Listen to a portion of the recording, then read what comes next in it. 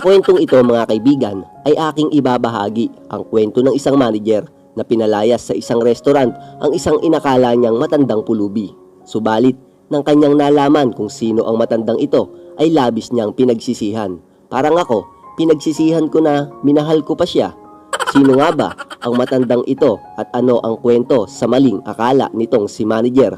Yan ang ating aalamin dito sa channel na minsan matatawa ka at madalas maiiyak ka. Pero kaibigan, bago natin simulan ng kwentuhang ito, ay kung bago ka pa lamang dito sa aking munting channel, ay hindi ko na po aasahan na magsusubscribe ka at hindi ko na din po aasahan na kakalembangin mo ang kampana. Pagod na po kasi akong umasa, parang pag-asa ko sa kanya. At hindi ko na rin po aasahan na magla-like ka sa video na ito kaibigan. Parang yung magustuhan niya din ako, malabo ng asahan. Tara, simulan na natin ang kwento. Sa ating mundo ay sadyang maraming tao ang mapanghusga. Huhusgahan ka kahit di ka lubusang kilala at kahit hindi alam kung sino ka. Madaming ganyan mga kaibigan, tanong nyo man sa kapitbahay nyo. At marami din ang huhusgahan tayo dahil sa ating panlabas na kaanyuan at ating katayuan sa buhay. Huhusgahan ka sa nakikita nila sa itsura mo at huhusgahan ka dahil di ka nila katulad. Parang ako, hinusgahan niya ako na lolokohin ko lang daw siya kahit hindi niya alam na totoong mahal ko siya. Teka, ba't ako na naman?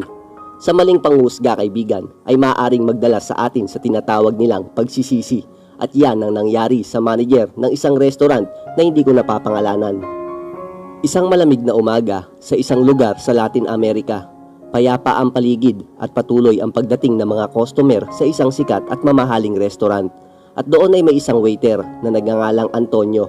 Si Antonio ay 17 taong gulang pa lamang at siya ay nagsisikap sa pagtatrabaho sa restaurant na iyon para matustusan ang maliit na kapatid at inang may sakit.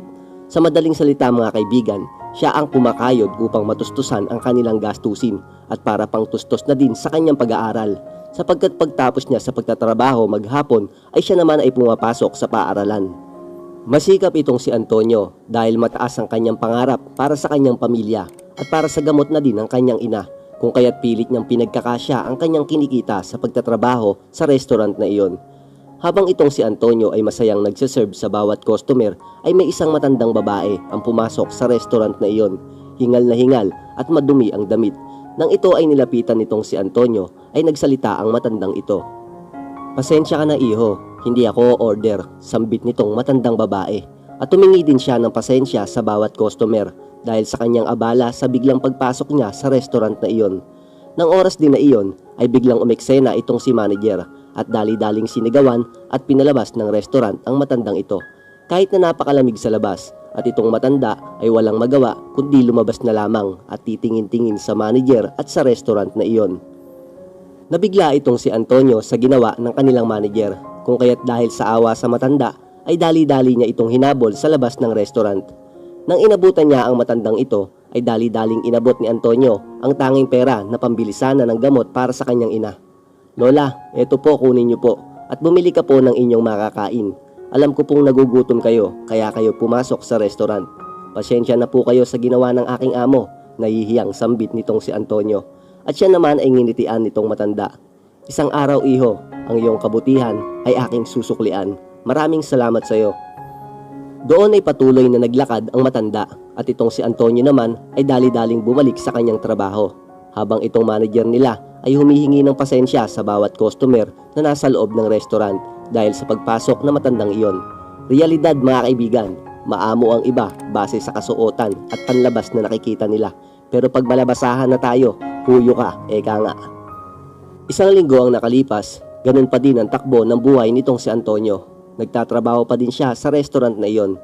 Nang umaga ding iyon ay may isang matandang babae ang muling pumasok sa restaurant. Bumaba sa mamahaling sasakyan, nababalot ng alahas ang katawan at halatang isang matandang mayaman. At ito ay nilapitan nitong si Antonio, subalit lumapit din itong kanyang manager at siya na lamang daw ang mag-a-assist sa matandang ito. Pinakita ng manager ang menu ng kanilang restaurant at sinabing, "Hayaan niyo po ma'am na ako ang magsilbi sa inyo." Sumagot itong matanda na, "Pasensya ka na, hindi ako kailangang pagsilbihan ng isang taong tulad mong walang puso." At nagulat ang manager na ito sa sinabi ng matandang iyon. "Noong nakaraang linggo ay pumasok ako sa restaurant na ito. Dahil sa na-hold up ako, kaya madumi ako, kasi naglakad ako. Dahil sa kinuha lahat ng gamit ko. Naglakad ako kaya pagod na pagod ako nung pumasok ako dito. Ito ang una kong pinuntahan dahil ang restaurant naman na ito ay pagmamay-ari ko. Pero ano ang ginawa mo, Mr. Manager? Ipinagtabuyan mo ako palabas. Hindi ko kailangan ng tauhan dito na walang puso at bumabase lamang sa panlabas na kaanyuan. Labis ang paghingi ng tawad nitong si manager sa matandang iyon. Okay lang yon. Hindi mo kailangang humingi ng tawad, sambit nitong matanda. At dali-daling tinawag itong si Antonio. Anong pangalan mo, iho? Tanong ng matanda. Antonio po, ma'am. Magmula ngayon, Antonio, ay ikaw na ang manager ng restaurant na ito. Sambit ng matandang babae na ito. Labis mo akong pinahanga sa ginawa mo noon, Antonio. Talagang hinabol mo pa ako upang iabot ang tangi mong pera upang ibili ko ng pagkain. At ito ang pangako ko sa iyo, iho, na isang araw ay susuklian ko ang kabutihan mo. Nagtraining agad itong si Antonio bilang manager ng mamahaling restaurant na iyon. At mula din nun ay nasustentuhan niya ang pangangailangan ng kanyang maliit na kapatid at inang may sakit. At ang restaurant na iyon ay lalong dumami ang customer dahil sinikap ni Antonio na lahat ng kanyang empleyado ay maging mabuti sa bawat taong papasok doon, anuman ang panlabas na kaanyuan. Sa aral ng kwentong ito, mga kaibigan, ay huwag nating husgahan ang tao sa panlabas man nitong kaanyuan. Dahil ang gagawa natin ng mabuti ay hindi dapat natin pinipili. Maging mabait ka sa bawat taong nakakasalamuha. Dahil di ka man suklian ng kabutihan ng taong iyong tinulungan, ay Diyos na ang bahalang magsukli niyan. At dyan na po nagtatapos ang isa na naman nating istorya, mga kaibigan. Nawa ay magsilbing aral ang kwentong ito para sa mga taong labis na mapanghusga. Maging mabuti tayo, kaibigan, sa lahat ng oras dahil yan ang tunay na kayamanan. Maraming salamat po at